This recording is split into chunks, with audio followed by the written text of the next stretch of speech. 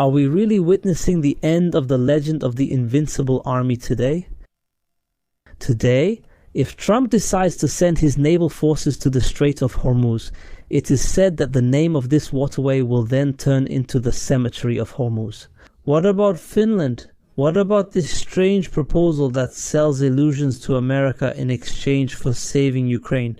What about Europe? What about Iran's new plan, the plan to humiliate Trump? Why do we say today that America's military capabilities have gone back 10 years? And what about China? Is China taking advantage of this opportunity to annex Taiwan? All of these are topics we will talk about today, but after this break, stay with us.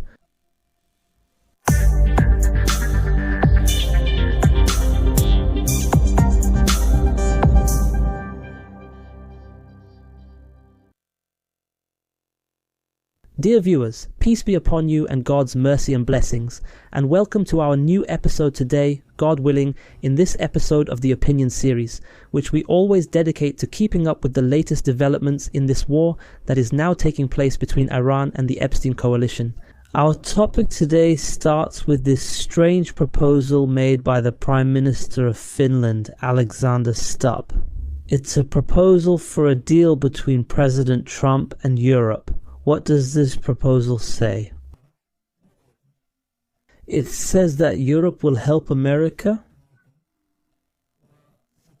and it will accept the American request to send military ships to the Strait of Hormuz in exchange for America returning to provide all the military aid that Ukraine needs.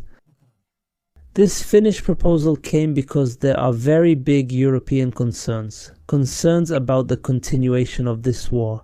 More importantly, Europe now sees that the continued closure of the Strait of Hormuz and the ongoing rise in oil and gas prices will force Trump to lift the sanctions imposed on Russia, and as a result, Russia will become even more financially prosperous.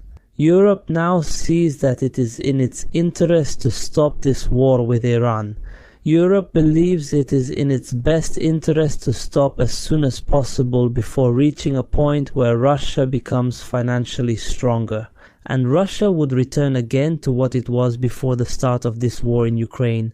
It would also make America focus its attention more on Iran and the Middle East instead of Ukraine and what is happening there and the Russian-Ukrainian war. Therefore, the leaders of European countries really want to meet Trump's demands to join this war against Iran or to join the alliance that Trump called for, but at the same time they are unable to do so.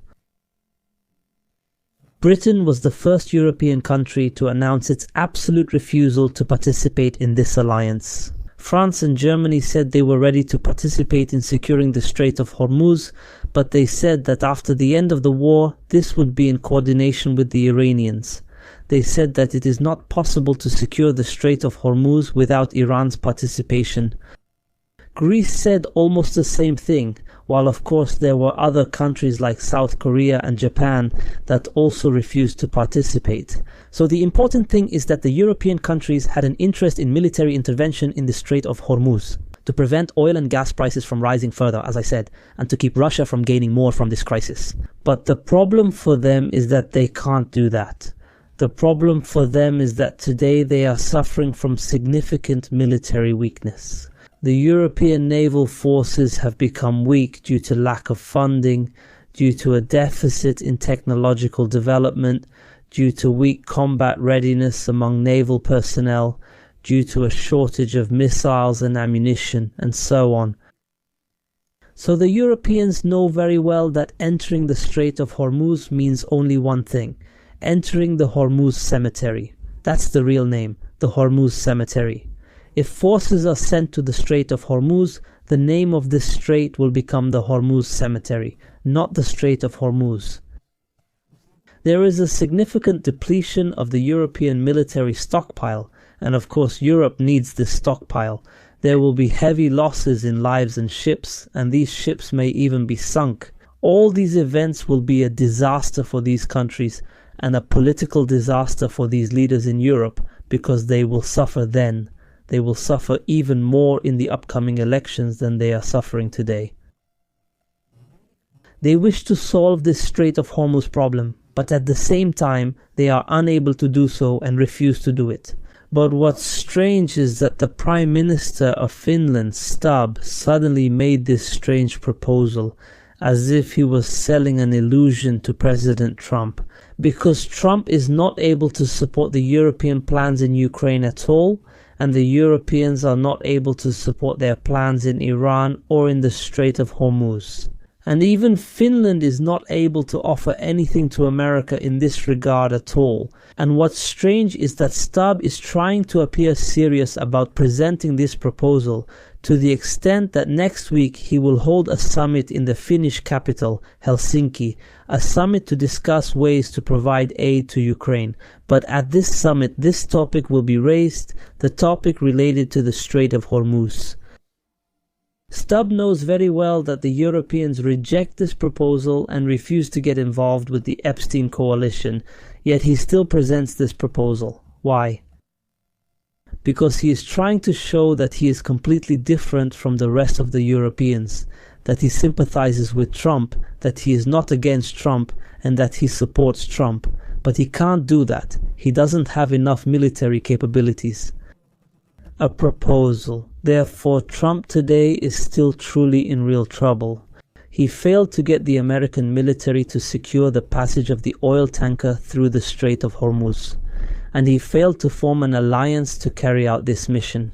And the strange thing, dear viewers, is that the British Financial Times newspaper said that Trump is now considering a new plan to require shipping vessels, oil and gas tankers. In addition, any ship that wants protection from American forces through the Strait of Hormuz will be required to buy insurance from the American government.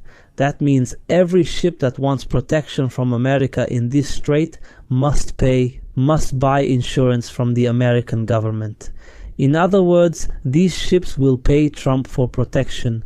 The strange thing is that America is unable to protect these ships, so how can it make such a plan? What's also strange is that at the same time, a member of the Iranian parliament made a statement saying that the Iranian parliament is studying a new draft law. It imposes fees on all ships that want to pass through the Strait of Hormuz, meaning that the Iranian forces will be the ones securing the passage of these ships, but only after customs fees are paid for that. And this means that any liter of oil passing through the Strait of Hormuz, Iran will get a share of its market value. These things show how Iran is confronting America and facing American plans, meaning Iran is standing up to them as an equal. Through this war, it has truly confirmed that it is the only country in the Middle East region that possesses sovereignty. The only country in this region that does not bow down, does not submit to America or to any other party. Today, dear viewers, what everyone should know is that Iran could have been a rich country just like the other Gulf countries. And to live in peace and prosperity and so on, and to also have skyscrapers and the largest international airports, tourists in the tens of millions and so on. The country is rich culturally, geographically and in terms of tourism. And every leader of Iran could have lived in palaces made of gold and turned its beautiful islands into islands of devils. But this could only happen under one condition, that it submits, that it bows down to America and the West, that it becomes like that. Without real sovereignty, without any deterrent weapons, not seeking to possess such weapons, without any independence, neither industrial, economic nor commercial. And most importantly, it must be a state that normalizes relations with the Israeli entity and serves Israeli agendas. But Iran rejected all these advantages offered by the global system and chose to gain sovereignty. It chose confrontation and chose to support the resistance. Today, we see these Iranian leaders who prefer martyrdom over bowing to anyone other than God, over surrender. Pay close attention. Since the 1980s, Iran has been suffering from sanctions and from the American blockade. Despite that, it has reached these great levels that you see today. The question is, what if there had not been sanctions and a blockade on Iran all these past years? What would Iran have looked like? Honestly, I can almost say for certain that if that were the case, today we would be seeing a superpower called Iran. With simple indigenous resources and capabilities, Iran has managed to reach this high level of development. And the best proof of that is that today, Iran is standing firm and resilient against the world's #1 superpower. Today marks 20 days since the start of this war, and Iran remains steadfast. They used to say it would end in the first few hours, then they said it would end in 4 days, then in a week, but in the end, today marks 20 days. And in the end, this will only be over with a great victory for Iran, which is waiting for this level to fall. The Iranian regime is delusional because the world has changed today. Poor Trump doesn't know that today he's not only facing Iran in this war, he's facing China, he's facing Russia, and he's facing almost all the free people of the world. The world has recently undergone major transformations. The world today is not the same as it was 10, 20 or 30 years ago. So don't expect the results of this war to be like those of decades ago at all. On the contrary, this war will have a tremendous impact on the region and the world. The British magazine The Economist said that Iran has set America back 10 years. Just imagine with me how an Islamic country from the global south has set America back 10 years.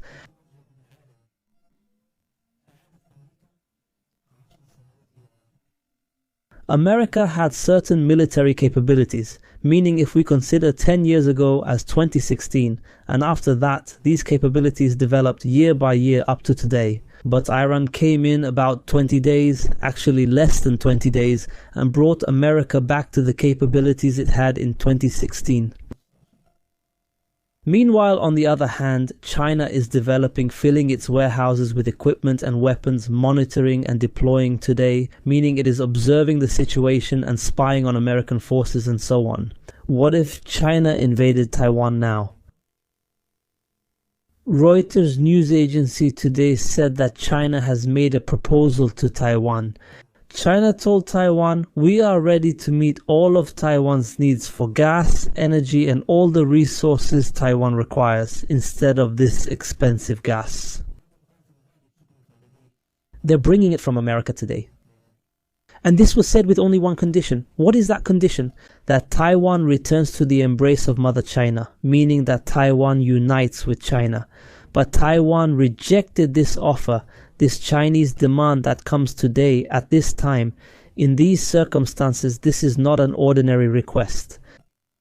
All these steps are just a prelude. China knows that Taiwan rejects this, but it takes the initiative. China is now considering carrying out a military operation to annex Taiwan, but before that, it is preparing with diplomatic and peaceful demands, and it is recording that. Make no mistake, America is now depleting its military capability in this war with Iran. China is watching everything, and the decisive hour will definitely come, the hour when China will seize the opportunity to annex its Taiwan. Be certain of this. And at that point, America will not be able to enter the confrontation, because it will be a losing battle from the start. Therefore, it will have to accept the reality, and at that point, it will accept the situation. That's all we have for today. Don't forget to subscribe and hit the like button. Peace be upon you. See you next time.